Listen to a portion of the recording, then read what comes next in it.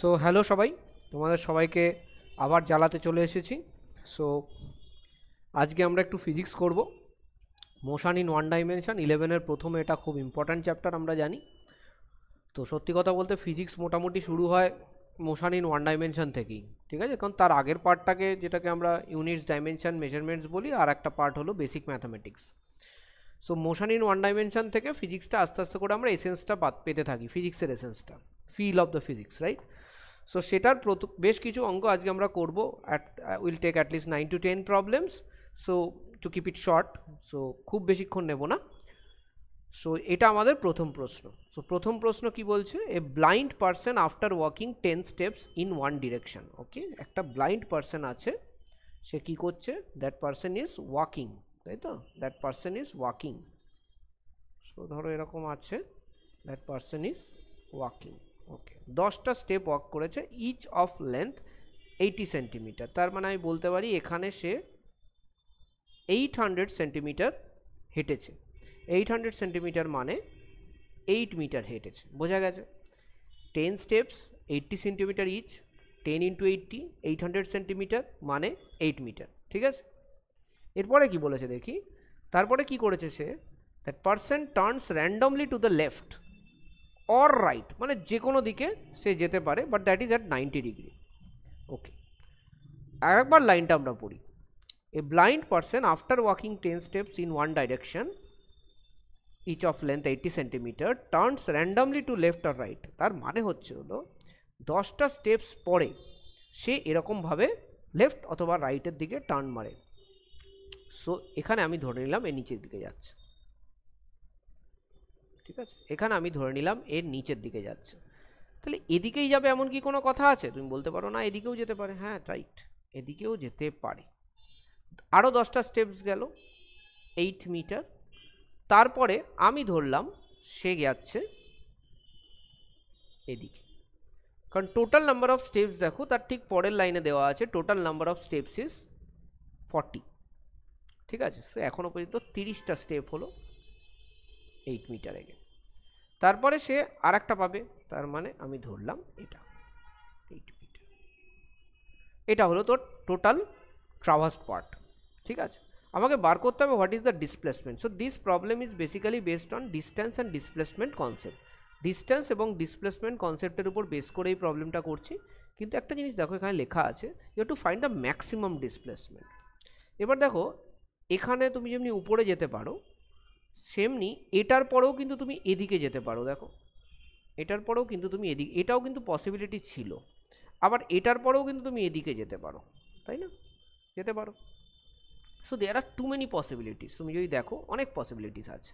So আমি যদি দেখি এটা তো ফিক্সড, তারপরে যদি আমি এদিকে যাই অথবা এদিকে যাই, will not make any difference, মানে দুটো 8 মিটারে কোনো ডিফারেন্স হবে না, ঠিক আছে?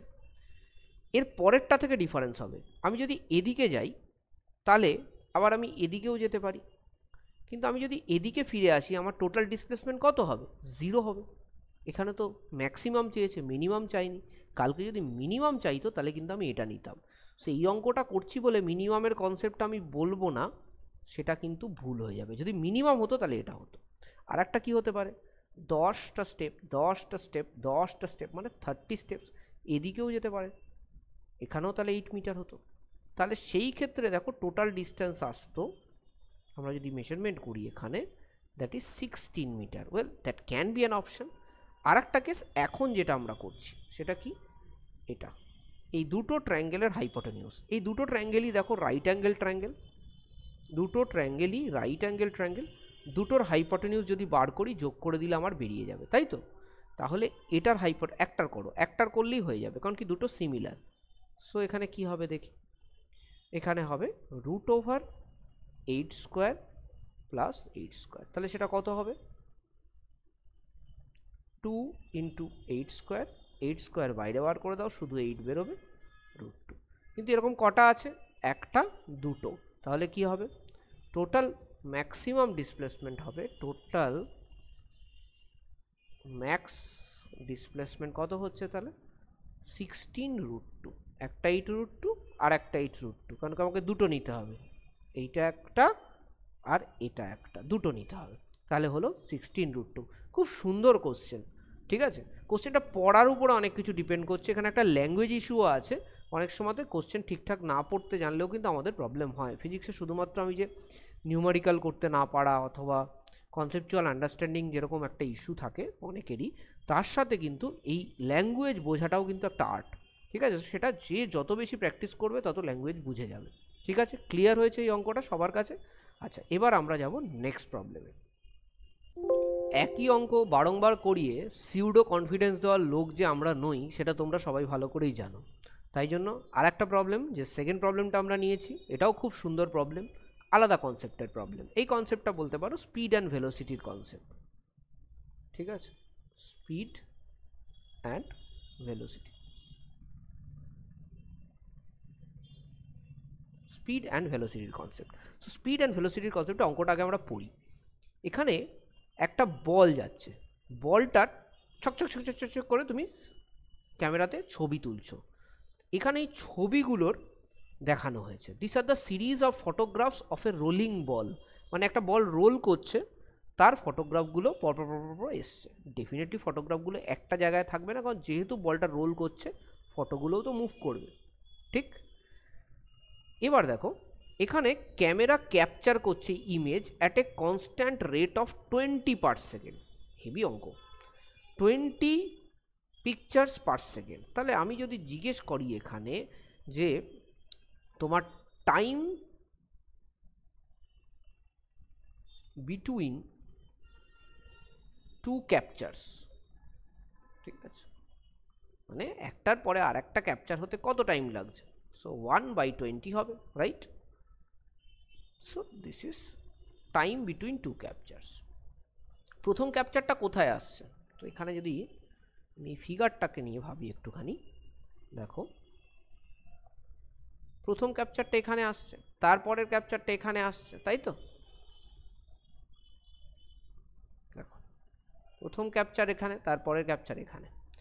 এবার এই দুটো ক্যাপচারের মধ্যে টাইম লাগছে কত, 1/20 সেকেন্ডস। তাহলে আমি যদি কোনোভাবে বার করতে পারি এই দুটো ক্যাপচারের মধ্যে ডিস্টেন্স কত, তাহলে আমার গল্প হয়ে যাবে, ঠিক না। সো আমাকে দেখতে হবে এই ডিস্টেন্সটা আমাকে বার করতে হবে। কী করে বার করবে, কোনো অসুবিধা নেই। এরকম কটা ডিস্টেন্স আছে, একটা, দুটো, তিনটে, চারটে, পাঁচটা, ছটা।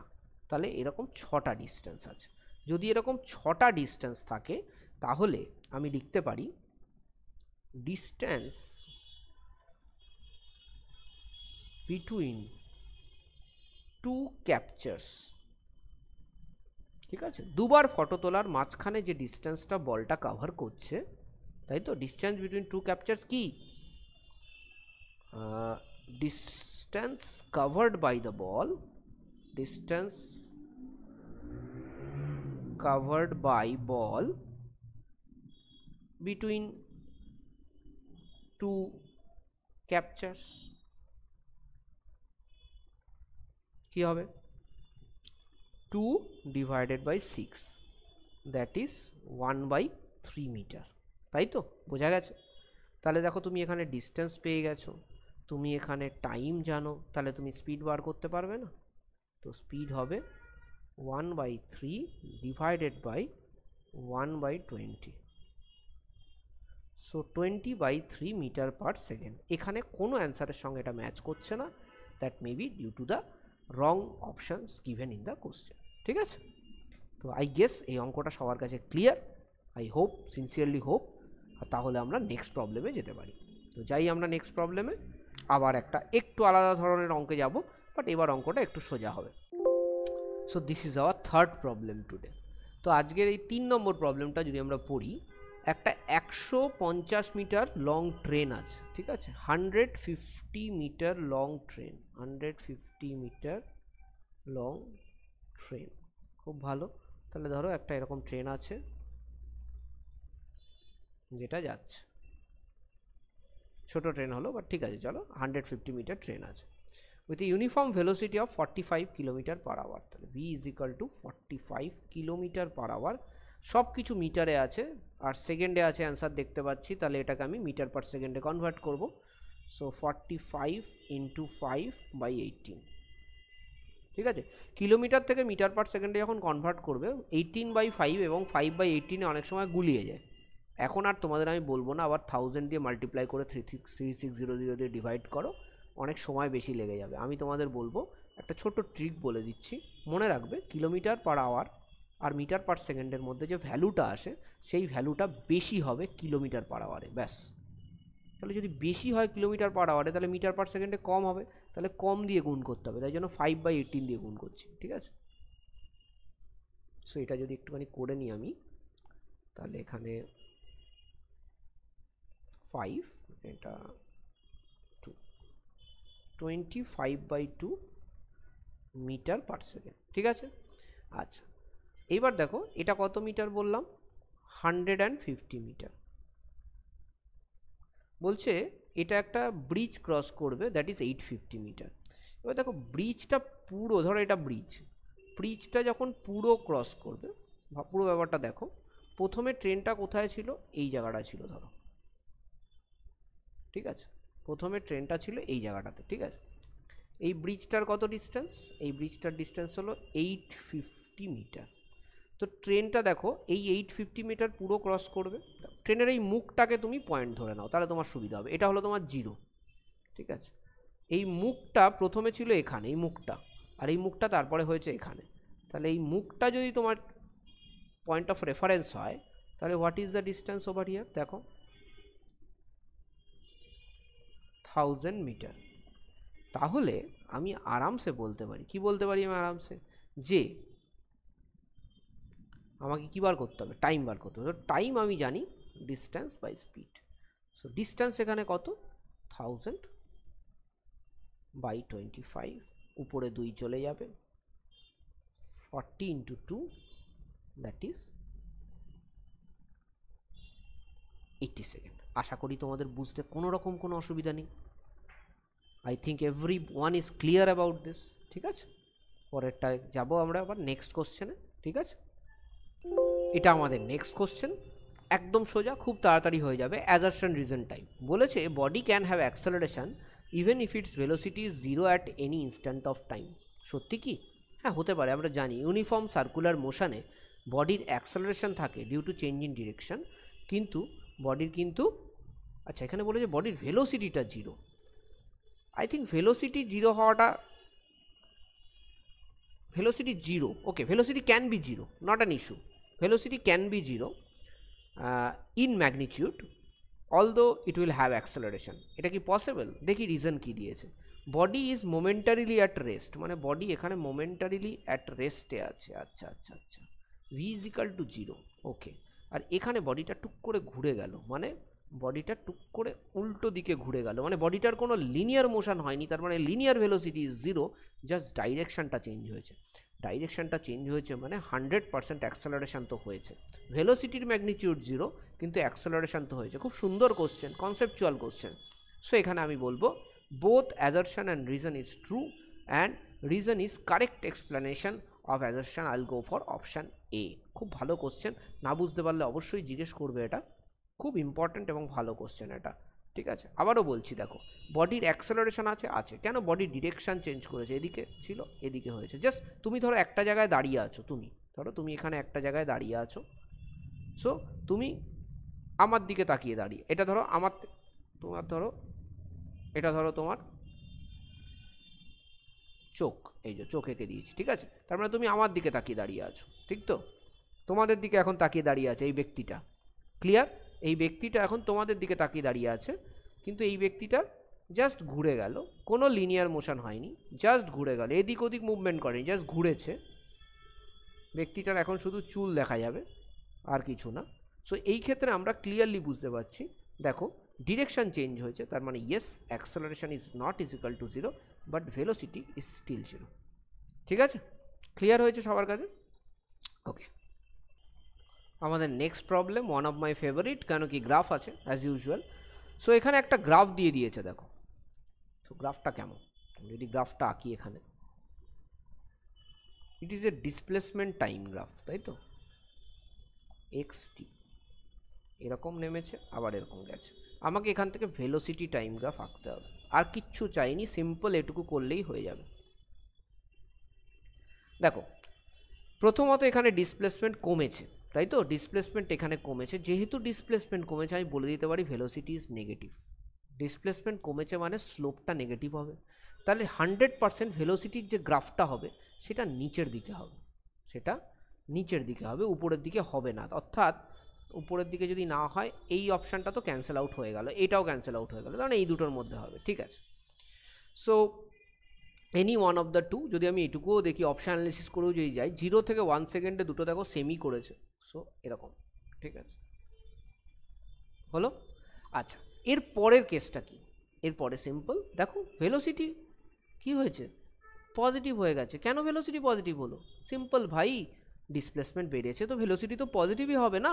তাহলে ভেলোসিটির কি আর এই নিচের কোয়াড্রেন্টে থাকবে না, এবার কিন্তু উপরের কোয়াড্রেন্টে চলে আসবে, এরকম, ঠিক আছে? উপরের কোয়াড্রেন্টে চলে আসবে, এরকম হয়ে যাবে। সরি, এক সেকেন্ড।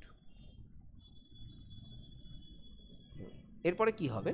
এবার দেখো এখানটা দেখো আর একটা ইম্পর্টেন্ট জিনিস আছে যেটা আমি মিস করছিলাম, সেটা হলো ভেলোসিটি পজিটিভ হয়েছে। এবার কোশ্চেন হলো ভেলোসিটি বেড়েছে না কমেছে। এনিওয়েজ এটা কিন্তু ক্যান্সেল আউট হয়ে গেল, তাহলে ডেফিনেটলি এটা হবে। কিন্তু আর একটা জিনিস দেখা দরকার যে ভেলোসিটিটা বেড়েছে না কমেছে। কি করে বুঝবো? এই গ্রাফটাকে ভালো করে দেখো, এই গ্রাফটাকে অথবা এই গ্রাফটাকে দেখো, ভালো করে দেখো। এই গ্রাফটা যত এগোচ্ছে টাইম তত কিন্তু এটা স্লোপ কি হচ্ছে, স্লোপ এটা কমে যাচ্ছে। স্লোপ কমে যাওয়া মানে কি? Velocity is decreasing.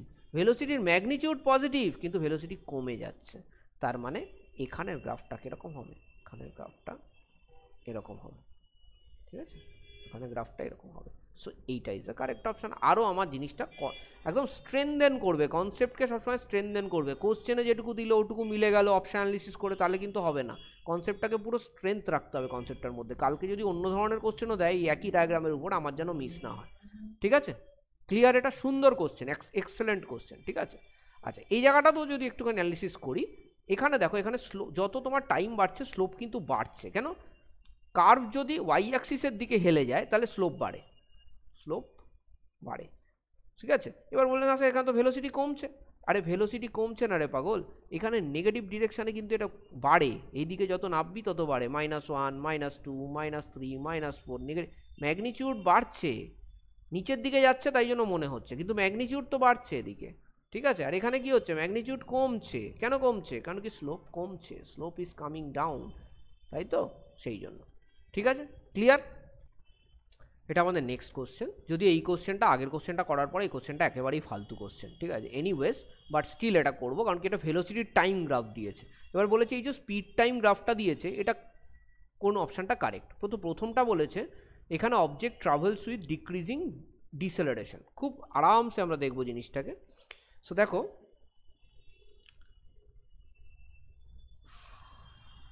আগে গ্রাফটা কেমন আর একবার আঁকি, ঠিক আছে? ডেফিনেটলি এখানে অবজেক্টটা ট্রাভেল করছে, 3-4টে সব অপশানেই কিন্তু অবজেক্ট ট্রাভেল করছে, এটা বলা আছে। অর্থাৎ এইটা নিয়ে ভাবতে হবে না, শুধু অ্যাক্সেলারেশনটা দেখতে হবে আমাদের। সো এখানে দেখ, অ্যাজ স্লোপ ইজ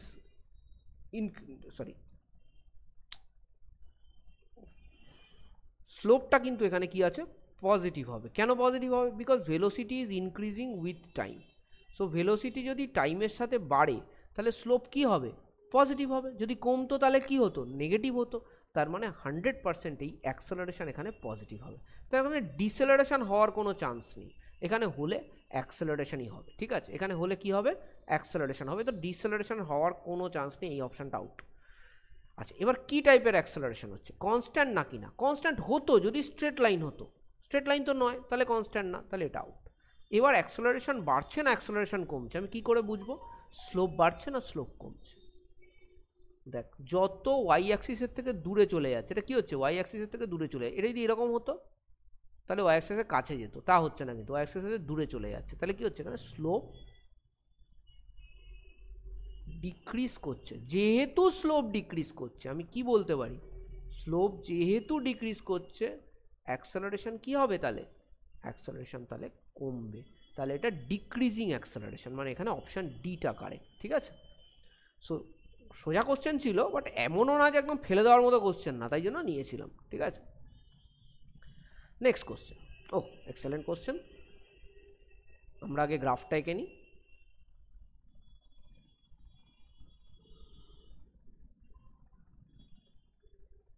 আচ্ছা, এটা ভেলোসিটি টাইম গ্রাফ, এখানে একটা এরকম আঁকা আছে, ঠিক আছে বুঝলাম। এখানে কয়েকটা মার্ক করা আছে, this is capital T time and this is u. কোশ্চেনটা কি? কোশ্চেনটা বলছে distance travel by the body. তো গ্রাফের ডিস্টেন্স কি হয়? Half into base into height, ট্রায়াঙ্গেলের জন্য এটা তো আমরা জানি। তো ডিস্টেন্স কি লিখবো? হাফ ইন্টু বেস কত আর হাইট কত, ইউ ইন্টু টি। সো সোজা কথা u t by two, u t by two, ঠিক আছে।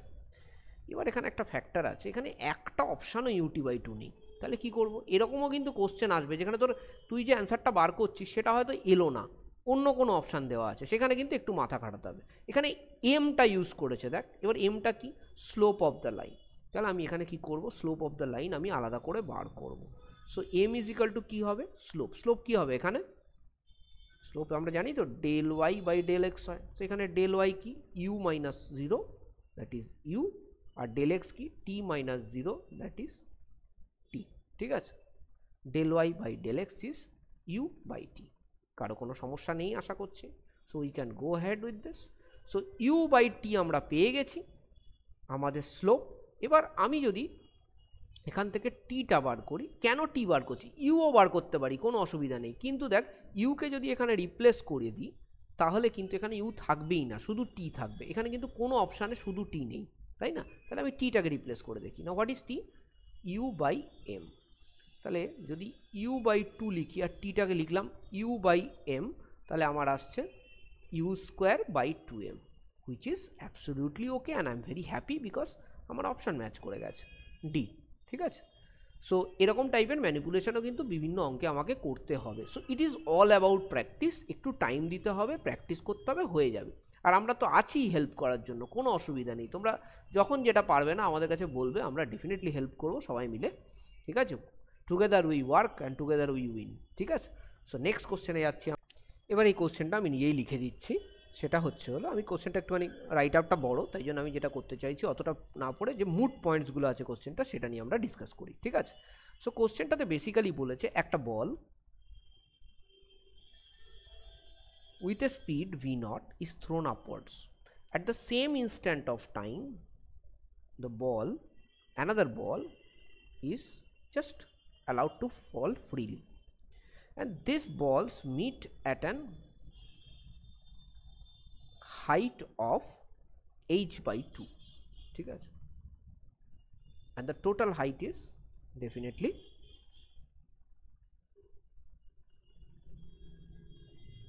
h. ক্লিয়ার হয়েছে সবার কাছে? আচ্ছা, এবার দেখো এখানে বার করতে বলেছে হচ্ছে হলো find out V naught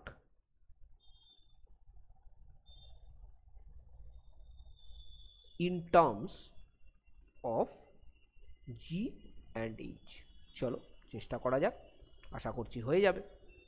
so এই যে বলটা উপর থেকে পড়ছে, এখানে ইনিশিয়াল ভেলোসিটি কত? 0, তাই তো। তো এই উপর থেকে এত অবধি ডিস্টেন্স কত? বলবে উপর থেকে এত অবধি ডিস্টেন্স আর এইচ বাই টু, কারণ নিচেরটাও এইচ বাই টু। তাহলে আমি কি বলতে পারি যে h by two is equal to half g t square বা ইউজিং দ্য আপার বল। এবার যদি নিচের বলটা ইউজ করো, সেখান থেকে যদি এইচ বাই টু বার করো, তাহলে কি আসবে?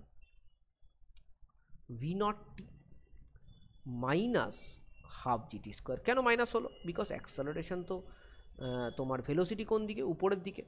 আর এখানে গ্র্যাভিটি কোন দিকে কাজ করবে? অ্যাক্সেলারেশন ডিউ টু গ্র্যাভিটি নিচের দিকে, তার জন্য এখানে মাইনাস হয়ে যাবে, ঠিক আছে, ডিরেকশানের জন্য। সিম্পল, তুমি ভি জিরোটাকে পজিটিভ নিয়েছো, তাহলে এটাকে নেগেটিভ নিতে হবে।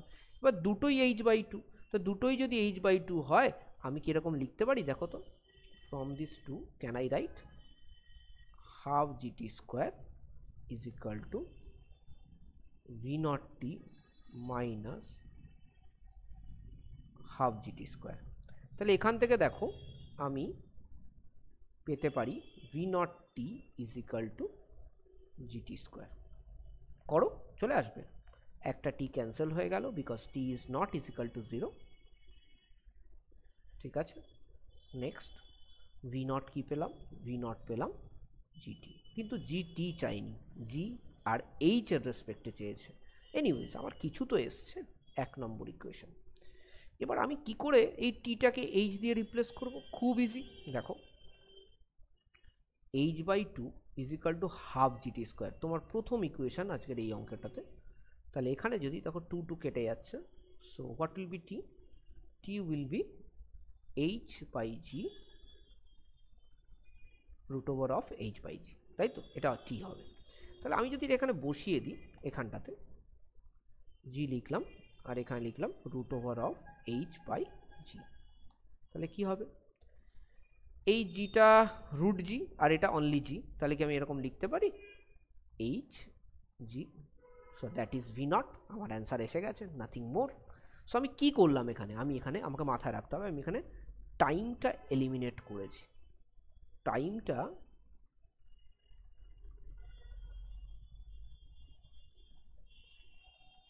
এলিমিনেট করেছি, ঠিক আছে? টাইমটা এলিমিনেট করেছি বলেই আমার জি এবং এইচ এর রেসপেক্টে এসে গেছে। যদি এলিমিনেট না করতাম তাহলে কিন্তু আসতো না, ঠিক আছে? আমরা নেক্সট প্রবলেমে যাব, এটাও আমি লিখে দেবো তোমাদের। এখানে বলেছে একটা বল ফ্রিলি পড়ছে, বলছে ফার্স্ট সেকেন্ডে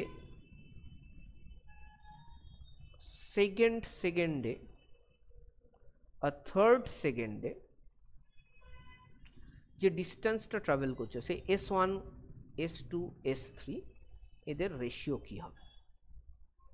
দেখো তোমরা সবাই জানো SNth is equal to u plus 2n-1 a/2, right? এরকম কিছু একটা। সো এনিওয়েজ এখান থেকে তুমি এটা যেহেতু ফ্রি ফল, তুমি জানো u is equal to 0, so s will be directly proportional to 2n-1, right? এনটা কি, কত nth সেকেন্ড? তাহলে দেখো প্রথমটার কেসে ফার্স্ট সেকেন্ড, সো 2 2 1 2 মাইনাস 1, তাহলে 1 আসবে। 1 সেকেন্ড যদি বসাও, যদি 2 সেকেন্ড বসাতে 2 দুগুণি 4 মাইনাস 1 3 আসবে। 3 সেকেন্ড বসাও, 3 দুগুণি 6 মাইনাস 1 5 আসবে। তাহলে রেশিও কি হবে? 1:3:5। এটা কিন্তু ডাইরেক্ট হয়ে যাচ্ছে, একদম ডাইরেক্ট হয়ে যাচ্ছে কোশ্চেনটা। ভালো কোশ্চেন, ঠিক? সো আশা করি এটা বুঝতে কারো কোনো অসুবিধা হয়নি। এবার আমরা নেক্সট প্রবলেমে যাব, ঠিক আছে? আমাদের নেক্সট প্রবলেমে যাব। সো নেক্সট প্রবলেমে আসি। আর একটা খুব দারুণ কোশ্চেন এটা। বলেছে এখানে 3টে স্টেশন আছে, ঠিক আছে? আগে লিখে নিই, এখানে 3টে স্টেশন আছে। এটা স্টেশন এ, এটা স্টেশন বি, আর এটা স্টেশন সি। সো এই 3টে স্টেশন বলছে ইকুয়ালি স্পেসড। সো এটাও ধরে নাও সে এক্স মিটার, এটাও এক্স মিটার। সো দুটোই এক্স মিটার করে। তাহলে দুটোই যদি এক্স মিটার হয়, আর কিছু, হ্যাঁ বলেছে the train passes the station a number স্টেশনে ট্রেনের স্পিড বলে দিয়েছে কত? 160 km/h। বি নম্বর স্টেশনে কিছু বলেনি, বলেছে তারপর একটা ব্রেক মেরেছে অ্যান্ড স্পিডটা ফাইনালি সি স্টেশনে হয়েছে 40 km/h। কোশ্চেন হচ্ছে কোথায়, এর মধ্যে কোন জায়গায় স্পিডটা, কোনো একটা জায়গা হতে পারে, এরকম একটা জায়গায় স্পিডটা 100 km/h হয়েছে। সো হতে পারে সেটা বিতে, হতে পারে সেটা বিসি এর মাঝখানে, হতে পারে সেটা এ বি এর মাঝখানে। কি করে বার করব? দেখো this is a uniformly retarded motion, ঠিক আছে? ইউনিফর্ম অ্যাক্সেলারেশন অথবা ইউনিফর্ম রিটার্ডেশনে তোমরা জানো, তোমরা এই ফর্মুলাটা ইউজ করে থাকো, ডেরাইভও করেছো, ক্লাসে করানো হয়েছে ডেরাইভ 2as। এখানে এটা কনস্ট্যান্ট, তাই তো? আচ্ছা এই জায়গাটা দেখো তো আমি এরকম লিখতে পারি কিনা, ডেল্টা ভি স্কোয়ার লেখা যায়? এগ্রি করতে হবে, করা যায়। Is equal two 2a distance covered বলা যায়, ডেল এস ডিস্টেন্স কাভার্ড। এখানে এটা কনস্ট্যান্ট, তাহলে কি আমি লিখতে পারি এরকম, del V square is directly proportional to del S, লেখা যেতে পারে। তাহলে del V 1 square divided by del V 2 square is equal to del S 1 by del S 2। ঠিক আছে, এটা যদি ইউজ করতে পারি খুব তাড়াতাড়ি হয়ে যাবে। কেন দেখো, এই ডেল এস ওয়ানটা হলো 160 থেকে 100-র পার্ট, আর ডেল এস টুটা হলো 100 থেকে 40-এর পার্ট। তাহলে দেখি তো কি আসে del S one by del S two. Del V one square 160 থেকে 100, তাহলে 160 square minus 100 square divided by 100 square minus 40 square. আমি একটা অল্টারনেটিভ ওয়েতে এই অঙ্কটা করছি, আর কিছু না। তুমি বার করেও করতে পারো, এখান থেকে অ্যাক্সেলারেশন বার করে নিলে বা রিটার্ডেশন বার করে নিলে, তারপরে ইউ অ্যান্ড ভি, এই দুটোকে ইউ এবং ভি নিয়ে তুমি ডিস্টেন্স বার করতে পারো ওই রিটার্ডেশন দিয়ে, সেটাও করতে পারো, কিন্তু ডাইরেক্ট হয়ে যাচ্ছে। সেটা 160 মানে হচ্ছে 25600 মাইনাস 10,000, তোমরা করো, this will come out to be 15600। ঠিক আছে, আর নিচেরটা আসবে 10,000 minus 1600, that is 8400. So this is definitely more than 1. 156 by 84 definitely কি more than 1.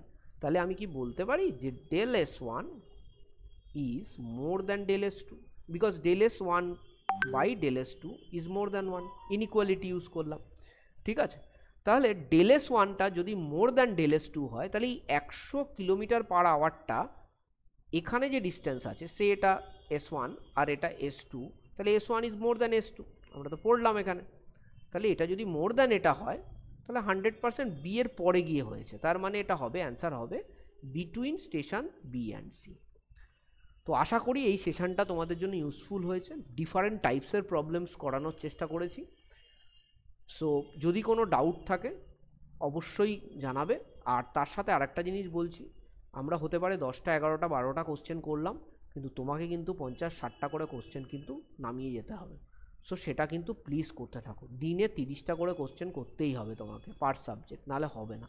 ঠিক আছে, যে টাইপের পরীক্ষা এবং যে টাইপের কম্পিটিশান তোমরা ফেস করছো সেটা কিন্তু না হলে পসিবল না, লোকজন কিন্তু করছে, সো আমরাও করব, এটা ভেবে এগিয়ে চলো। With that I bid goodbye and good night for the day. We'll meet again.